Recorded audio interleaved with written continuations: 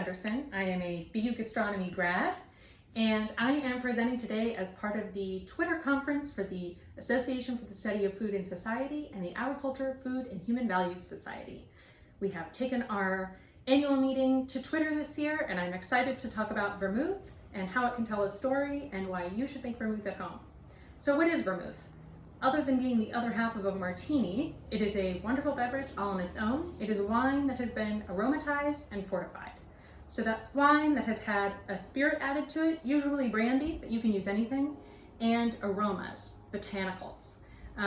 These are any parts of a plant, usually, but I guess it could be more than a plant, that have been steeped into either the spirit that is added to the wine or steeped into the wine itself during the winemaking process, usually at an industrial scale.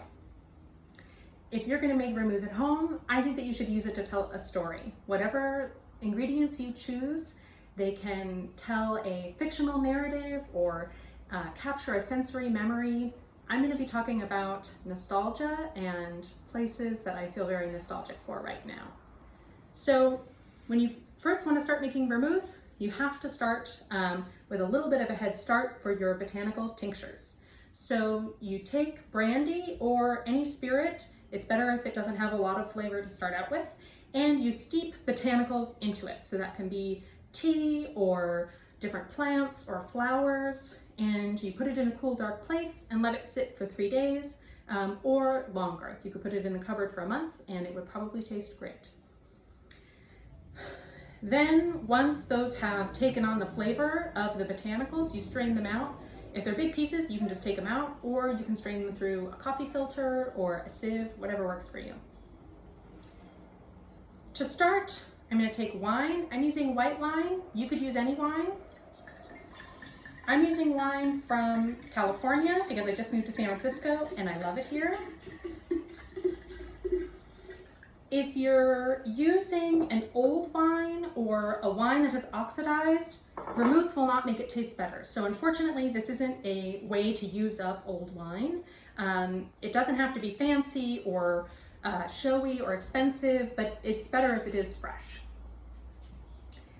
Then we add our tinctures a little bit at a time. You can always add more, but you can't take it out. So it's good to add just a little bit and then taste as you go. I'm starting out with a tincture of oregano. I've never put oregano in vermouth before, so this will be a new experience for me. Oregano reminds me of the time that I was living in Greece. Like a lot of people, studying abroad was a really wonderful time in my life where I was surrounded by an amazing group of friends, experiencing a whole lot of things for the first time, and oregano always makes me think of Athens. I can always add more. The second tincture I'm adding is actually a tea.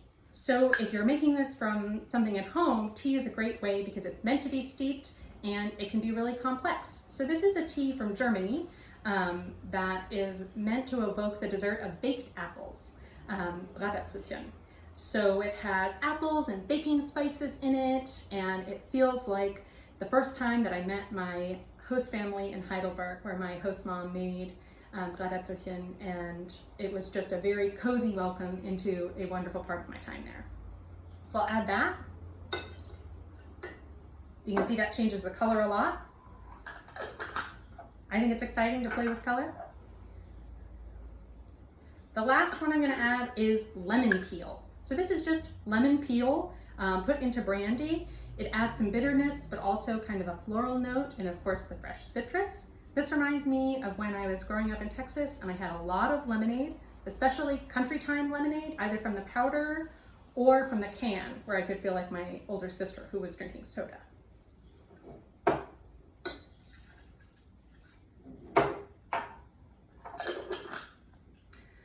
One more thing to add is a sweetener. This is to taste. You can add as much or as little as you'd like. I'm adding birch syrup from Alaska, which reminds me of our last conference, which I am missing being in person with all of my food studies friends, but I know that one day we will be back together. So adding some birch syrup.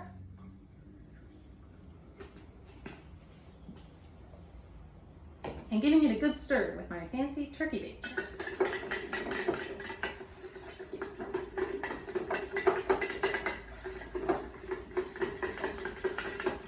to taste and see if I want to add more of any of the ingredients.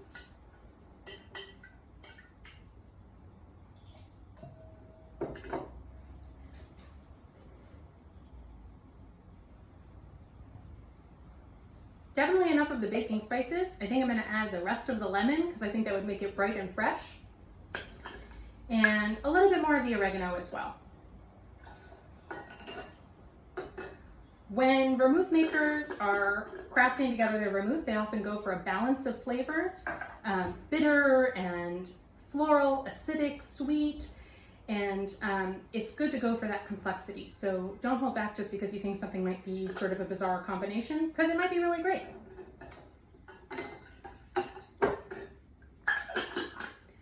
And when you're choosing them for your storyline, I encourage you to just follow whatever you think fits best for the story and to not be held back by your ideas of what vermouth should or shouldn't taste like.